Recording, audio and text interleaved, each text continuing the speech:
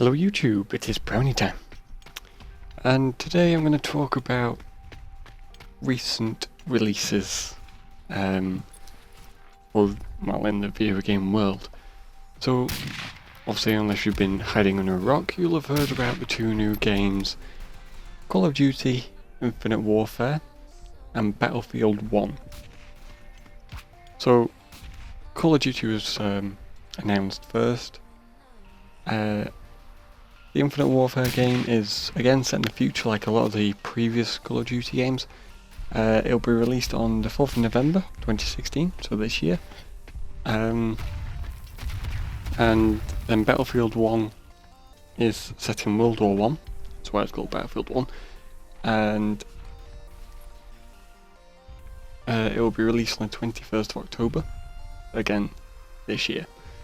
Battlefield 1 called that because obviously it's set in World War 1, but also it is set before any of the other Battlefield games. Therefore it makes sense for it kind of to be called Battlefield 1 as it goes in order. And there's been a lot of chatter and debate about the two new releases. The new Call of Duty game has got a lot of bad press. And whilst the Battlefield 1, as far as I've seen, everyone has been quite amazed by it. If you haven't seen the trailers, then I'd recommend you go see them and get a feel of what the game's going to be like. Call of Duty has kind of gone down the whole Eve/Advanced Warfare route, whilst Battlefield 1 has gone down the World War 1, World War 2 era, trying to match the popular games such as World at War, which was a COD game. He also did Battlefield 1945, I think it was called, and also the PC game Verdun. So why has Activision kind of made a massive mistake? When you look back at the best-selling games on Steam, top 100 best-selling games ever on Steam, at the top of the list is a World War II strategic game called Men of War Assault Squad 2. Now, a lot of people were thinking, well, surely on Steam it's Counter-Strike, Counter-Strike Source, or Counter-Strike Go. That's not the case. Counter-Strike's actually in second. Men of War Assault Squad 2 has 18.9 million players, whilst Counter-Strike has 13.7 million players. There's quite a bit of a lead for the strategic World War II game. Then in 15th place is Day of Defeat with 7.2 million. 22nd is Day of Defeat Source, which was just a kind of a remaster of the original Day of Defeat put on the Source engine. In 26th place it was Heroes and Generals with 5 million players. 34th was War Thunder, the World War II aviation game that had 4.6 million players. 47th is Sniper Elite V2, which has 3.4 million.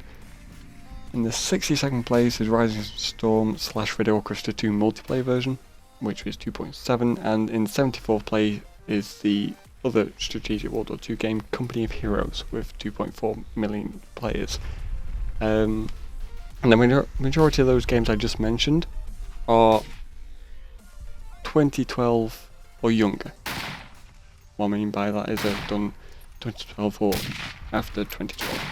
So they're quite newish games. Now this does show that the World War II market is, well, World War II video game market is booming at the minute, to say the least. One game which isn't on there, I did mention a minute ago, is Verdun.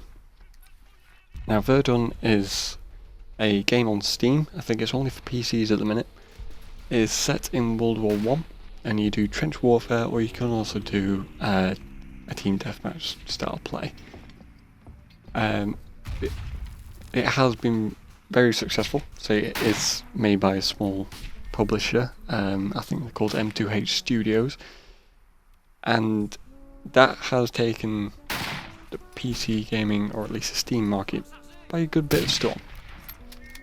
So why has Activision made a massive mistake? Obviously, you've just seen there is a big market growing in the gaming industry for World War II games. A lot of those which I did mention are first-person shooters, but not quite as a higher standard as one that can be made by Activision or by DICE or EA. So there is a bit of a gap in the market for a high production World War 1 or World War 2 game. More of a World War 1 because there has been a lot of World War 2 games. A lot of the ones which I just mentioned, which were on the top 100, they're all World War 2.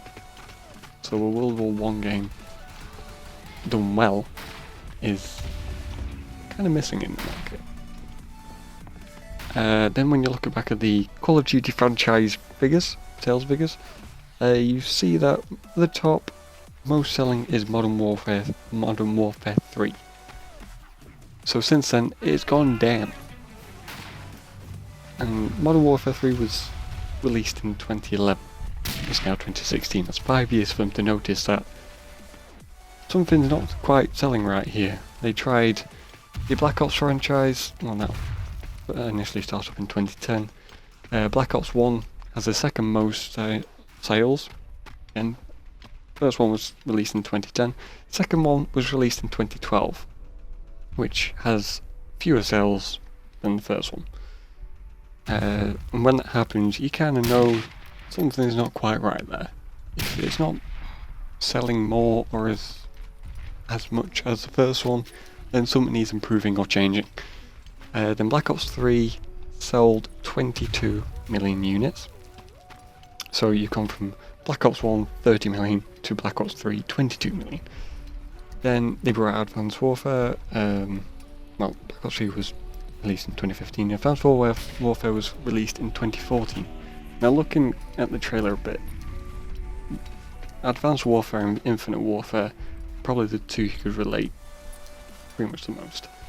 Now Advanced Warfare sold 21.6 million units.